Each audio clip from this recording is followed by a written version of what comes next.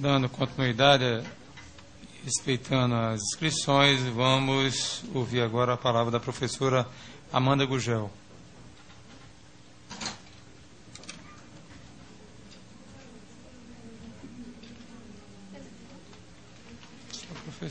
Bom dia a todas e todos. Durante cada fala aqui, eu pensava em como organizar a minha fala, né? Porque, assim, são tantas questões a serem colocadas e tantas angústias, né, do dia a dia, de quem está em sala de aula, de quem está em escola, e eu queria, pelo menos, conseguir sintetizar minimamente essas angústias. Mas também, como as pessoas apresentam muitos números, e como sempre colocam, os números são irrefutáveis, eu gostaria também de apresentar um número para iniciar a minha fala, que é um número composto por 3 algarismos apenas, bem diferente dos outros números que são apresentados aqui com tantos algarismos, que é o número do meu salário, né? Um 9, um 3 e um 0. Meu salário base, R$930. E aí eu gostaria de fazer uma pergunta a todas e todos que estão aqui, sim, em nível superior, com especialização. Se vocês conseguiriam, mas também respondam só se não ficarem constrangidos, obviamente. Se vocês conseguiriam sobreviver ou manter o padrão de vida que vocês mantêm com este salário? Não conseguiriam. Certamente, esse salário ele não é suficiente para pagar nem a indumentária, né, que os senhores e as senhoras utilizam para poder frequentar esta casa aqui. Não é?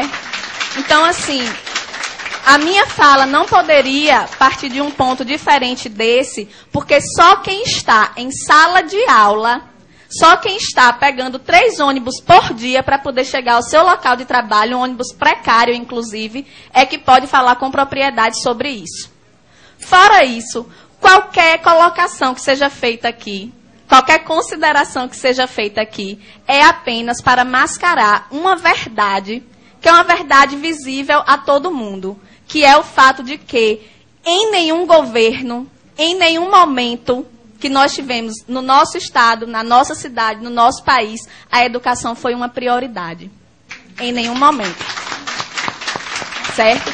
Então, assim, me preocupa muitíssimo a fala da maioria aqui, inclusive da secretária Betânia Ramalho, com todo respeito, que não vamos falar da situação precária porque isso todo mundo já sabe. Como assim não vamos falar da situação precária? Gente, nós estamos banalizando isso daí. Estamos aceitando a condição precária da educação como uma fatalidade. Estão me colocando dentro de uma sala de aula com um giz e um quadro para salvar o Brasil. É isso. Salas de aulas superlotadas, com os alunos entrando a cada momento com uma carteira na cabeça, porque não tem carteiras nas salas. Sou eu a redentora do país? Não posso, não tenho condições. Muito menos com o salário que eu recebo. Tá certo? A secretária disse ainda que nós não podemos ser imediatistas, ver apenas a condição imediata, precisamos pensar a longo prazo, mas a minha necessidade de alimentação é imediata.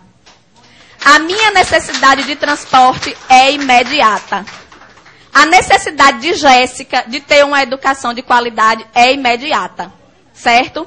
Então, eu gostaria de pedir aos senhores, inclusive, que se libertem dessa concepção errônea, extremamente equivocada, isso eu digo com propriedade, porque sou eu que estou lá, inclusive, além, propriedade maior até do que os grandes estudiosos, parem de associar a qualidade de educação com professor dentro de sala de aula. Parem de associar isso daí. Porque não tem como você ter qualidade em educação com professores 3 horários em sala de aula. Certo? Porque é assim que os professores multiplicam os 930. 930 de manhã, 930 à tarde, 930 à noite, para poder sobreviver. Não é para andar com bolsa de marca, nem para usar perfume francês.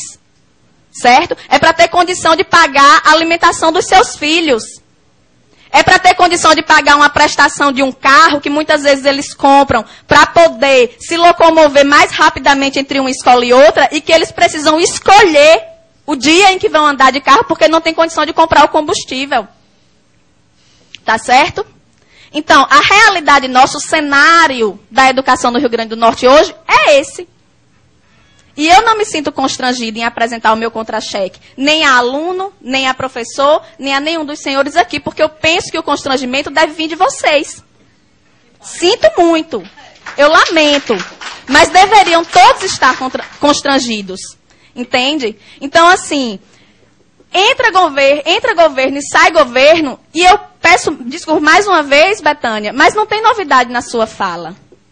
Sempre o que se solicita da gente é paciência. É tolerância. E eu tenho colegas que estão aguardando pacientemente há 15 anos, há 20 anos, por uma promoção horizontal. Professores que morrem e não recebem uma promoção. Então eu quero pedir à secretária, em primeiro lugar, paciência também, porque nós não aguentamos mais esse discurso. Não aguentamos. O que nós queremos é objetividade.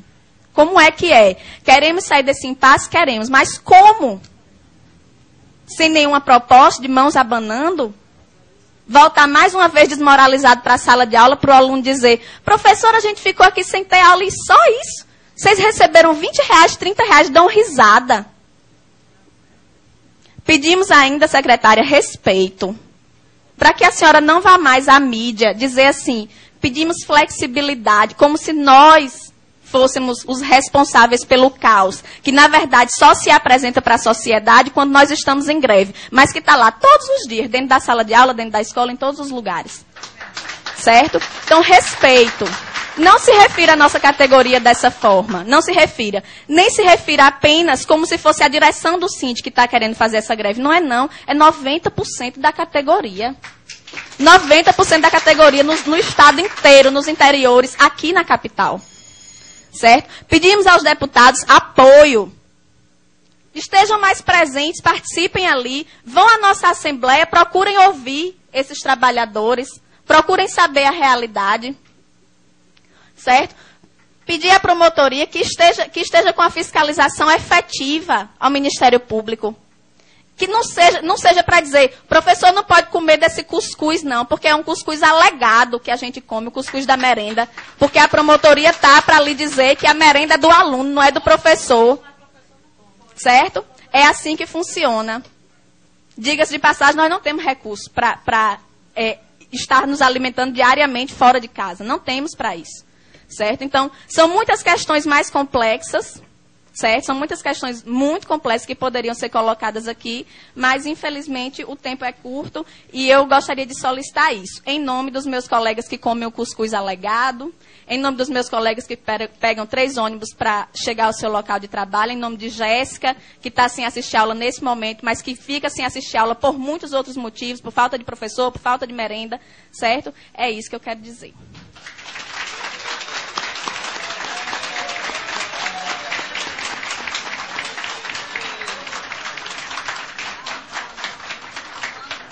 Parabéns à professora Amanda Gurgel.